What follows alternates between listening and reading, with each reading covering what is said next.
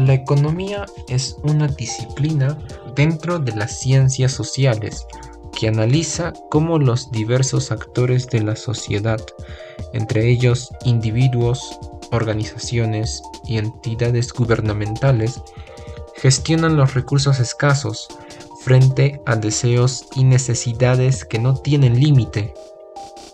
Su enfoque principal recae en las conductas humanas y las dinámicas sociales que moldean la creación, reparto y uso de bienes y servicios. Esta ciencia tiene una estrecha relación con la esfera política, dado que las estrategias y decisiones económicas repercuten significativamente en el bienestar colectivo. El progreso de los países y la toma de decisiones políticas, tanto a nivel doméstico como en el ámbito internacional. Comprender la intrincada conexión entre los aspectos económicos y políticos es crucial para tener una visión completa del funcionamiento de las sociedades contemporáneas. La economía no solo estudia transacciones y mercados, sino que también examina cómo las decisiones económicas influyen y son influenciadas por las estructuras de poder y las políticas públicas, moldeando así el panorama social y político de nuestro mundo. Un ejemplo adicional sobre la economía como ciencia social y política es el debate en torno al salario mínimo. Económicamente, aumentar el salario mínimo puede elevar el poder adquisitivo de los trabajadores, pero también puede generar presión sobre las empresas, especialmente las pequeñas, que podrían reducir su fuerza laboral o aumentar precios. Socialmente, un salario mínimo más alto puede reducir la pobreza y la desigualdad. Políticamente, la decisión de aumentar o no el salario mínimo suele estar influenciada por los intereses de diferentes grupos sociales y por las consideraciones electorales de los gobiernos. Ahora, acto seguido, nuestra presentación. Muy buenas tardes, profesor. En esta oportunidad, yo con mis compañeros vamos a presentar sobre nuestro trabajo, que tiene como título la economía como ciencia social y herramienta política. A continuación, les daré una pequeña explicación breve sobre lo que viene a ser la economía como una herramienta política. La economía como una herramienta política viene a ser clave porque los gobiernos utilizan principios económicos para evaluar, analizar, diseñar estrategias con el fin de conseguir muchos objetivos que nos den beneficios tanto a nosotros como ciudadanos y al Estado. Entre ellos está el crecimiento económico nacional. Entre otros sería disminuir la tasa de pobreza, ya que como sabemos, uno de los países como que es Perú, tiene una alta tasa promedio de pobrezas. Después sigue el control de inflación, como viene a ser el caso del dólar que sube, baja, y pues nosotros estaríamos preparados para afrontar eso. Y a la vez tomando de la mano con una concreta estabilidad económica. Asimismo, diferentes corrientes económicas están de acuerdo o no con ciertas ideologías con este tema de la economía como herramienta política, los que vienen a ser temas o pensamientos como el keynesianismo y el neoliberalismo que vienen a ser las más resaltantes. También los economistas son encargados de asesorar en decisiones respecto a los impuestos, los gastos públicos, el comercio, la ganadería, entre otros. Hablaremos sobre lo que viene a ser el neoliberalismo, quien tiene unos autores a principal, como viene a decir Friedrich Hayek y Milton Friedman. ¿Cuál es el origen de esto? Este pensamiento se desarrolla en la segunda mitad del siglo XX, pero se popularizó en los años 80 con líderes como Margaret Thatcher y Ronald Reagan. ¿Cuáles son los principales objetivos o las principales ideas de este pensamiento? Tiene 4 puntos claves, la que vendría a ser el libre mercado, la minimización del Estado, la liberación y globalización y la política monetaria y fiscal. ¿Qué abarca el libre mercado? El libre mercado, como su propio nombre lo dice, hace como una referencia a que el mercado debe ser libre solamente a los comerciantes, de los que proveen, de los que hacen trueques, compras, etc. Y como ya lo vine mencionando, el Estado no debe intervenir según este pensamiento. Es el mejor mecanismo para promover el crecimiento económico y la eficiencia del mercado en ámbitos internacionales, para hacer importación o llave tosa. Después, el libre mercado crea que la competencia y la innovación se optimizan cuando el mercado no está regulado, o sea, el Estado no debe permanecer en el mercado según el neoliberalismo, ya que los estaría atrasando, por decir en otras palabras. Seguimos con la minimización del Estado. Este pensamiento de acá aboga por la reducción del tamaño y el papel del Estado en la economía. Ya viene a ser como el libre mercado, mencionadamente que el Estado no debe intervenir para nada. Incluye la privatización de empresas estatales, o sea, no todas las empresas particulares van a tener que formar parte del mercado, ya que cualquiera puede entrar en dicho mencionado. Y también incluye la desregulización y la disminución del gasto público, la cual está viendo a ser un beneficio muy grande para las empresas, las macroempresas, por así decirlo. Seguimos después con la liberación y globalización. Este promueve la apertura de los mercados a nivel global, o sea, es como viene su nombre decirlo, una globalización. De esta manera, entre todos los países, ayudarían en un gran ahorro económico. Después sigue lo que viene a ser el libre comercio, que viene a ser lo mismo que el libre mercado. La movilidad de capitales. Dicho esto mencionado, los capitales van a promoverse de tal a tal de manera muy amplia.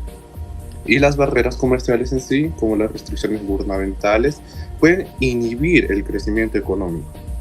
Y después, para finalizar este pensamiento, hablaríamos sobre la política monetaria y fiscal. Enfatiza el control de la inflación. También de esto aplica políticas monetarias estrictas e influye de manera muy eficiente en la reducción del gasto y la disminución de impuestos. Ahora seguiríamos con lo que viene a ser el keynesianismo, cual su autor ya viene mencionado en el título, sería John Maynard Keynes. Basada en las ideas particulares, su origen se trata como obras de este autor mencionado. Vendría a ser como la teoría general del empleo, el interés y el dinero, que viene a ser una de sus obras más famosas. En este pensamiento, igualmente que en el otro, tenemos 4 puntos, la cual vendría a ser la intervención estatal, la demanda agregada, la política fiscal y la política monetaria. En la intervención estatal viene a ser lo contrario del otro punto, ya que en este pensamiento la intervención del Estado es fundamental para el keynesianismo, ya de que de esta manera vamos a influir de manera eficiente en este pensamiento. Como principales objetivos tenemos estabilizar el ciclo económico, ya que el Estado se va a encargar de ese propósito específicamente. Y también al aplicar el Estado incluiríamos lo que viene conllevado con eso, sus políticas fiscales, como viene a ser el gasto en público, el pago a las empresas, los impuestos, etc. Hablaremos ahora a continuación sobre la demanda agregada, que ya veniendo mencionando con la intervención estatal, esta enfatiza la importancia del Estado y la demanda agregada que va a mantener en el mercado.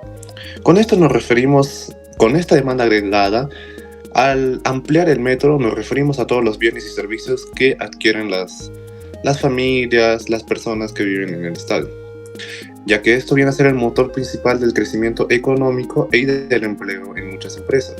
De esta manera, aparte de tener un crecimiento económico subliminal, tendríamos lo que viene a ser más empleo para las demás personas. Y además, ¿qué sería lo decadente, lo contrario de la demanda agregada? Sería que al haber demanda insuficiente puede llevar a recesiones, desempleos y en pocas palabras una crisis económica fatal. Seguiríamos con las políticas. Empezaríamos por lo que viene a ser la fiscal. Este promueve el aumento del gasto público al hacer a los sectores públicos, como vienen a ser hospitales, colegios estatales, empresas estatales, entre otros. Esto de acá promueve la reducción de impuestos en tiempos de recesión. Y a la vez de esto promueve la reducción del gasto y el aumento de impuestos para los que vienen a trabajar para el Estado. Más viene a ser muy fundamental en los tiempos de sobrecalentamiento económico, ya que de esta manera no tendremos una crisis tan fatal. Y entre sus máximos represores tenemos pues que evitar la inflación. Y culminaríamos con lo que viene a ser la política monetaria, de que esto influye en la tasa de interés y también de otra manera influye en la oferta de dinero con el fin de estabilizar la economía del Estado. La economía como ciencia. Para decir o llamar ciencia a la economía tendríamos que recordar a Mario Bohm, que establece 10 reglas o parámetros que vendrían a ser el analizar, el interpretar o que uno tenga hechos y fundamentos a los cuales la economía se sostenga y vuelva a los mismos. Para ello, debemos considerar también la perspectiva de las personas ante la economía y de las diferentes escuelas y opiniones de los diferentes autores, además de cumplir con la objetividad y no olvidar el método científico. Para esto también tenemos el comportamiento humano, que busca entender cómo las personas se acercan a las empresas, a las sociedades y a una organización que toma decisiones sobre la producción, sobre la distribución y consumo de bienes y servicios, considerando la escasez de recursos. También el método científico, que emplea métodos rigurosos de investigación y análisis de datos. Estos métodos, que lo conocemos como analizar el problema, verlo, buscar una solución, las hipótesis y dar una conclusión sobre este mismo para explicar fenómenos económicos y realizar predicciones. Las diversas corrientes, como de las escuelas clásicas, keynesianas, neoclásicas, monetaristas, que cada una tiene su enfoque particular para analizar la economía y a la vez estas se miden en las reglas que están propuestas para la perspectiva con la que la economía puede medirse como una ciencia, o puede no serlo, porque a veces los objetivos planteados por las diferentes escuelas hacen que la economía puede no ser vista como ella, porque estos 10 reglas son consideradas como requisitos para que la economía sea basada como una ciencia.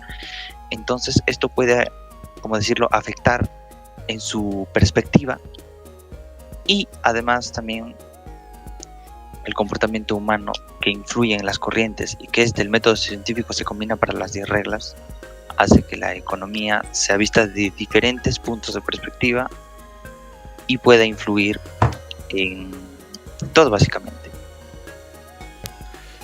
Continuando con la exposición, en la tercera parte de esta, la interacción entre economía y política, sabemos que la relación entre estos dos es compleja y dinámica.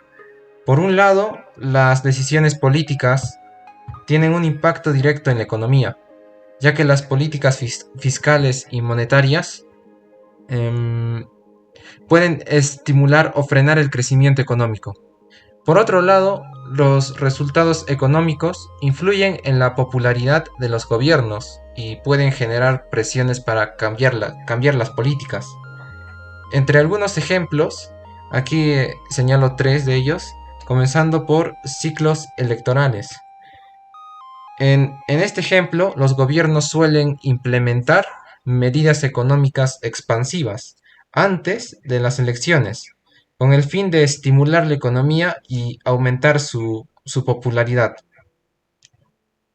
Aquí tienen una imagen que representa la relación entre la economía y los ciclos electorales. Muestra cómo las políticas económicas, como el aumento del gasto público y la reducción de impuestos, se implementan antes de las elecciones para influir en la opinión pública y en el comportamiento de los votantes. Las flechas en la imagen destacan el ciclo de expansión y contracción económica en relación con el día de las elecciones. En el segundo ejemplo, conflictos de interés, los grupos de interés económicos, como las empresas y los sindicatos, ejercen presión sobre los políticos para que adopten políticas que beneficien sus intereses. Y en la tercera, ideologías económicas, las diferentes ideologías económicas influyen en la forma en que los políticos perciben los problemas económicos y las soluciones posibles. En resumen, la economía es tanto una ciencia como una herramienta política. Su capacidad para explicar el comportamiento económico y predecir los efectos de las políticas públicas la convierte en una disciplina fundamental para comprender el mundo en el que vivimos. Sin embargo, es importante reconocer que la economía no es una ciencia exacta y que las decisiones políticas a menudo involucran consideraciones más allá de los datos económicos. Gracias.